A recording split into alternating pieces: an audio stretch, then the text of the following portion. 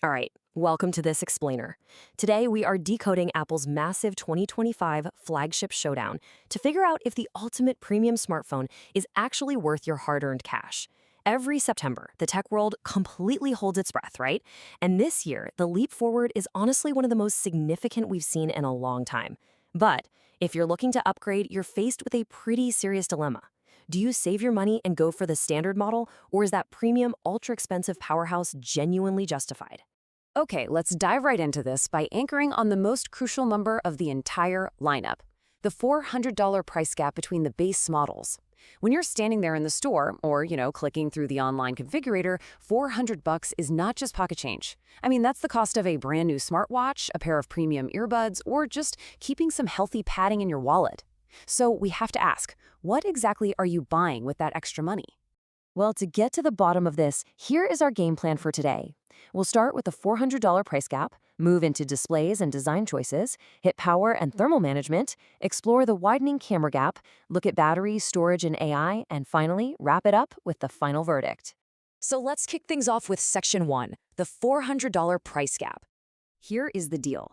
Both phones generously kick off at 256 gigabytes of storage this year.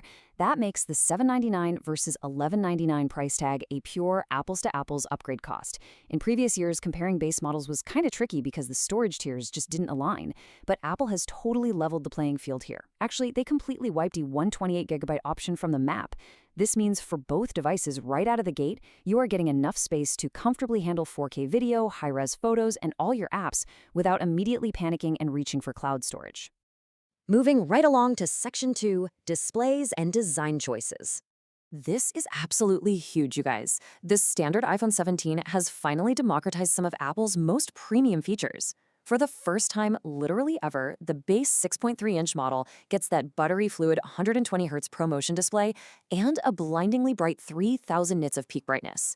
It is matching the massive 6.9-inch Pro Max blow for blow in sheer screen quality. This is a total game changer. For years, if you wanted smooth scrolling or the always-on display, you were forced to buy the Pro. Well, not anymore. The standard 17 can now dynamically drop its refresh rate from a super smooth 120Hz all the way down to just 1 Hz. And with both screens hitting 3,000 nits, reading your screen outdoors in the sun is going to be flawless on either phone.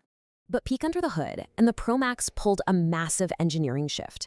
It actually dropped its titanium frame for an aluminum one just to accommodate vapor chamber cooling.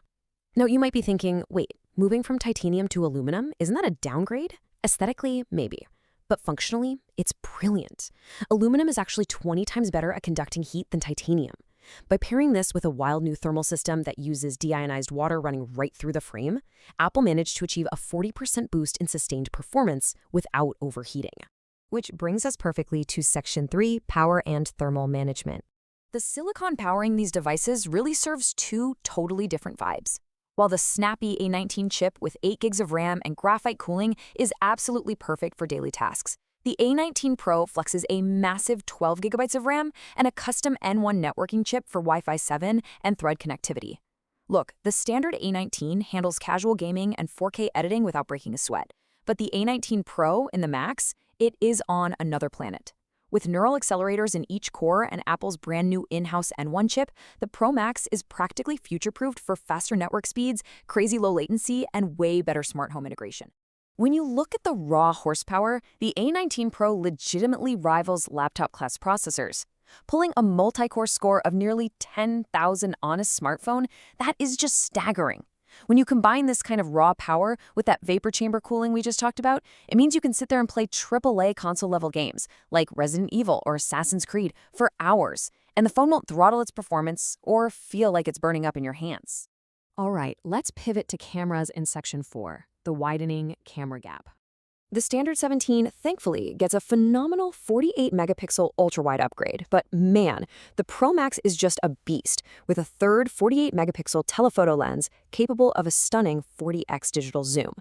The baseline iPhone 17 finally ditched that old diagonal camera layout for a super sleek vertical pill shape, and that upgraded ultrawide is going to be fantastic for super sharp landscape shots.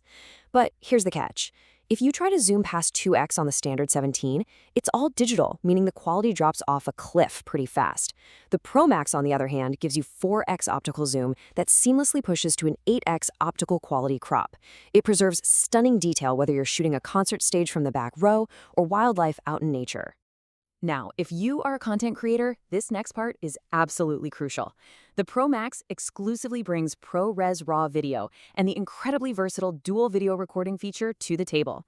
Dual recording is literally a game changer for vloggers. It lets you capture footage from the front 18-megapixel lens and the rear cameras at the exact same time. And ProRes RAW, it captures massive amounts of data for professional color grading in post-production. The standard 17 simply cannot do the heavy lifting required for this. Let's shift gears to Section 5, Battery, Storage, and AI. The base iPhone 17 gets a very solid 30 hours of video playback, but the Pro Max, it pushes a jaw-dropping 39 hours, easily lasting 2 full days. I mean, 30 hours on the standard 17 is great. It'll comfortably get almost anyone through a full day of scrolling, messaging, and streaming.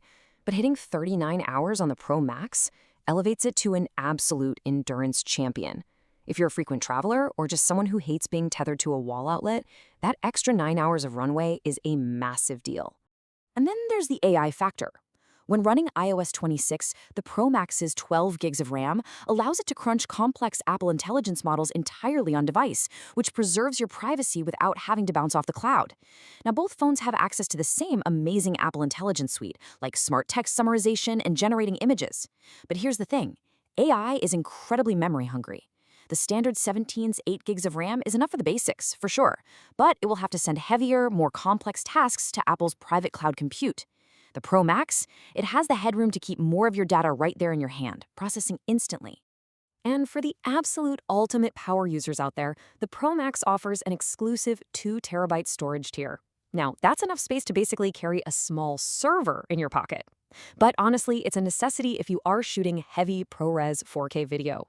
Remember, an hour of ProRes 4K can easily eat up hundreds of gigs of space. If you're treating this device as a professional creative workstation, 2 terabytes means you aren't constantly panicking and offloading footage to an external drive in the middle of a shoot. So what does this all mean for you? Let's wrap it all up in Section 6, the final verdict. Summing up that $400 upgrade, you are basically buying uncompromising screen real estate, unmatched camera versatility, serious thermal endurance, and AI headroom for the future. When you lay it all out, the Pro Max clearly justifies its premium price tag. You aren't just paying for the Pro name here, you're paying for tangible, hardcore hardware upgrades that radically expand what a smartphone can actually do under intense pressure. So you should definitely buy the standard iPhone 17 if you want elegant efficiency, a flawless 120Hz screen, and one-handed comfort, all while keeping that extra cash in your wallet. If you are a mainstream user who uses their phone mostly for texting, web browsing, and grabbing great casual photos, and you rarely ever zoom way in on your subjects, this is your phone, 100%. It's pocket-friendly, it's beautifully designed, and it finally gives us the premium display technology we've been begging for on the base models for years. On the flip side, you'll want to invest in the Pro Max if you push your tech to the absolute limit. We're talking heavy mobile gamers, professional videographers, or someone just needing maximum future-proofing. With those 12 gigs of RAM and that totally new vapor chamber cooling, this phone is designed to age beautifully over the next 4, 5, or even 6 years of software updates. It's basically a pocket computer and a creative studio bundled into one incredibly durable chassis. Honestly, when you do the math on the sheer value here, the base model is arguably the smartest financial purchase Apple has offered in years. Getting roughly 80% of the ultra-premium experience for just 67% of the cost is an undeniable win for the average consumer. Think about it. That $400 you save could buy you a brand new Apple Watch or a pair of AirPods Pro to completely round out your whole ecosystem. So I'm going to leave you with this final thought to ponder for your own lifestyle. Are you an everyday scroller looking for elegant efficiency? Or are you a power user who desperately needs a professional workstation that just happens to make phone calls? Take a hard look at your daily habits, match them up to the hardware we've explored today, and you will know exactly which of these 2025 flagships belongs in your pocket. Thanks so much for joining this explainer, and remember to always keep questioning what your tech can do for you.